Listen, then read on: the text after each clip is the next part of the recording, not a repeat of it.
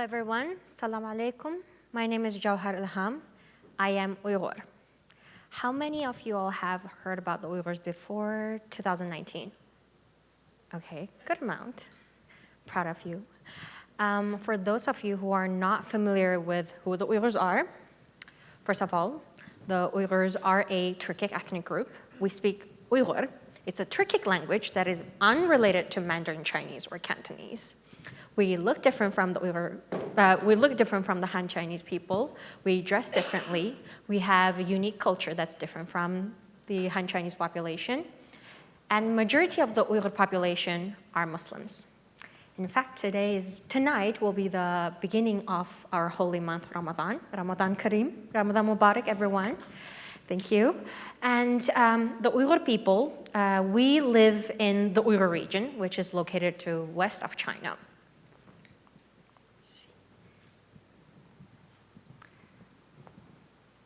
The Chinese government like to call the Uyghur region Xinjiang Uyghur Autonomous Region. And Uyghurs in the diaspora like to call it, its historic name is Turkestan. You may not have heard much about the Uyghurs or have met an Uyghur person before meeting me, but I'm certain right here in this fair room, there are a number of products have been touched by the hands of Uyghurs working in forced labor conditions for multinational,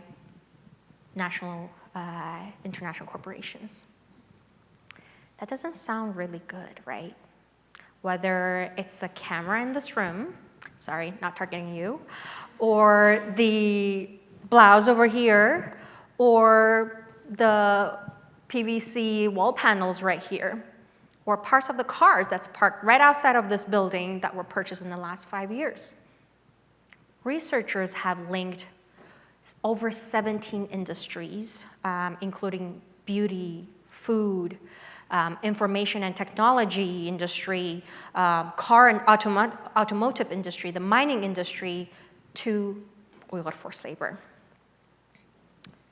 To be frank, I am not here to make anyone feel bad about the Zara shirt or Shein dress that they put on this morning, or the wig that they're wearing, which most likely from the shaved heads of my Uyghur brothers and sisters who are locked up in a prison or in a camp, or the Tesla and Volkswagen car that you and your family are driving to work every day. What I'm here to say is that we can all work together. We can work together to push companies and governments to make changes. For decades, the Chinese government has been subjecting Uyghurs to repressive policies, pointing to several isolated instances of violence. The Chinese government labels all millions of Uyghurs as terrorists and religious extremists in order to justify its abuse of our basic fundamental human rights. But the key reasons for the oppression of Uyghurs lies in geopolitics. Did you know the Uyghur region is full of natural resources such as gold, gas, uranium, which marks up to over 20% of China's total energy reserves. The Uyghur region also produces over 84% of China's total cotton output, which is close to 25% of the global cotton output. 95% of the solar panels rely on one key material, solar-graded polysilicon. The Uyghur region produces the world's 35% of the polysilicon supply. The Uyghur region also produces over 10% of the aluminum, a key ingredient to manufacture cars, over 10% of the PVC panels, which you can make floorings and the walls, and close to 12% of lithium batteries, which we know it's a very popular ingredient for making the green energy EV cars, right? But over 10% of this lithium batteries are sourced and linked to Uyghur forced labor. The region is also critical to the success of the Belt and Road Initiative project, China's flagship project, which aims to link China with more than 100 countries around the world via shipping lanes, gas pipelines, and other railroads and other infrastructure projects. The Chinese government likes to frame likes to frame the forced assimilation of Uyghurs as a stabilization of ethnic unrest and development in service for the Belt and Road Initiative. But the result is the oppression and locking up of millions. Researchers have found that over 1.8 million Uyghurs and members of other Turkic and Muslim majority peoples have been subject to arbitrary detention, either sent to re-education, prison, or forced labor. The Chinese government has also been transporting Uyghurs and other Muslim majority peoples into other parts of China, like in Shanghai, Beijing, Shandong, Guangzhou, where they are put to work in export-oriented factories under conditions that strongly indicate forced labor.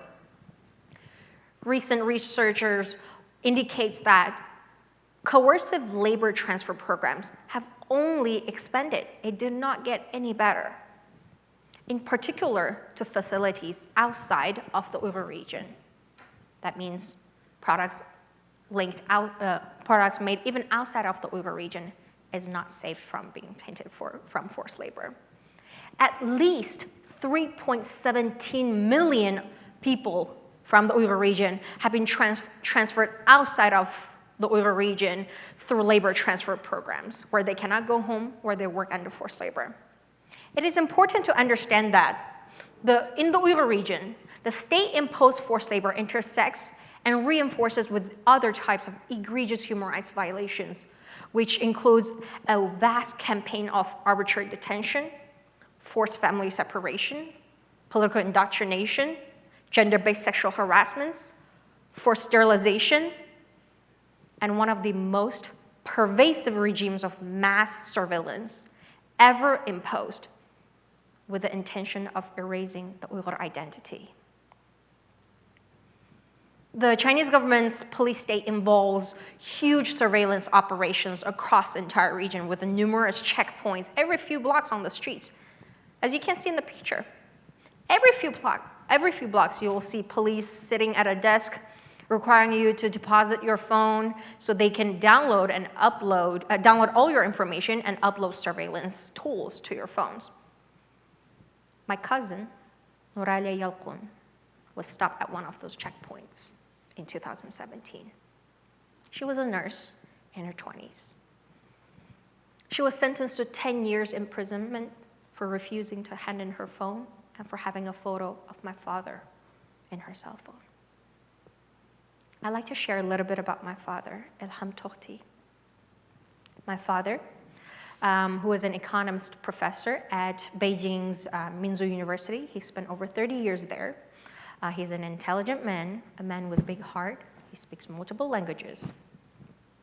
Though he was an economist by training, he was best known for his advocacy work on advocating for equal rights for the Uyghurs and for peaceful coexistence between the Uyghurs and Han Chinese. He spent years sharing his academic findings, his research, talking to journalists, reaching out to Chinese government officials in order to improve the Uyghurs' lives. But now, he's serving a life sentence. My father had never supported violence nor advocated for or campaigned for separatism, but his advocacy frequently angered the Chinese government. In 2014, my father was sentenced to life imprisonment. After he was detained, he was shackled, beaten, denied food twice, each time for 10 days. Just within the first couple of months of his detention, he lost more than 40 pounds. Family visits have been banned since 2017. Today, I don't know where my father is. I don't know if he has been transferred to another prison, another camp, or to a factory, or if he is alive. As a Uyghur, not knowing the whereabouts of our families, not being able to communicate with them, not being able to go home freely, having our rights taken away from us have become a norm. People in this picture are businessmen, soccer players, comedians, singers, or students, or faculty members just like you. But all of them have been sent to a eradication camp or forced labor. How did that happen? Here's a population data collection form that's circulated and passed around by Chinese authorities in the region, where the Chinese government uses to collect information such as how many times a person prays, whether they're passport holders, whether they have family members living overseas. Any of these data points can be used against you to subject you into imprisonment or be sent to eradication. At this point, no corporation in any sector should be sourcing anything from the Uyghur region. And in fact, we believe if a company wants to sell products in the Uyghur region, they'll have to prove that their products have no touch points of the Uyghurs because of the passage of Uyghur Forced Labor Prevention Act in 2022. But it will only be sufficient, there will only be sufficient leverage if companies refrain from selling goods in other markets. They have to apply unified single global standard in all their markets. What's the point if they prevent selling Uyghur forced labor tainted goods in this country but start selling it in Canada or in Europe or in Indonesia? So what's also very important is that more countries follow suit and pass comparable legislations.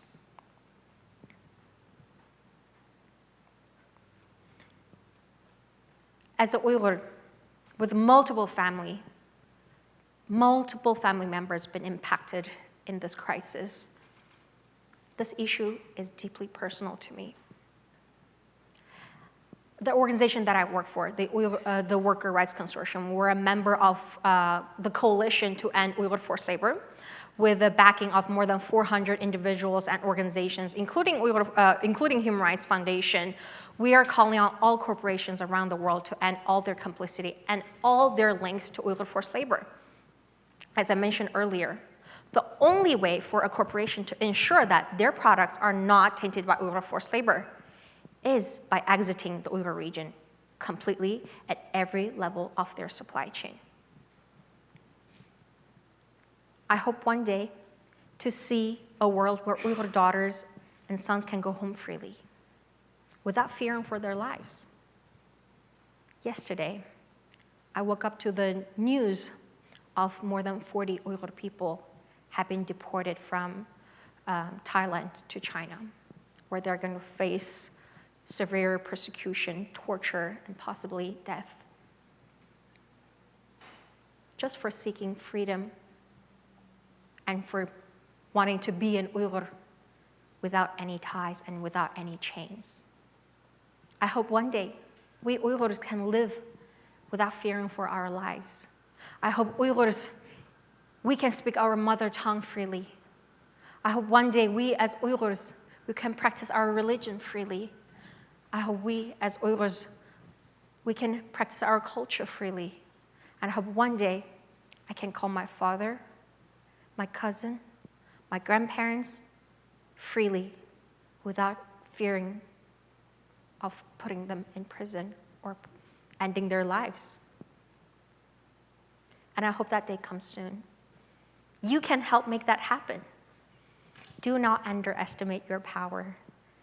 The truth is, we're all very powerful, and we all, everyone in this room, we share two things in common.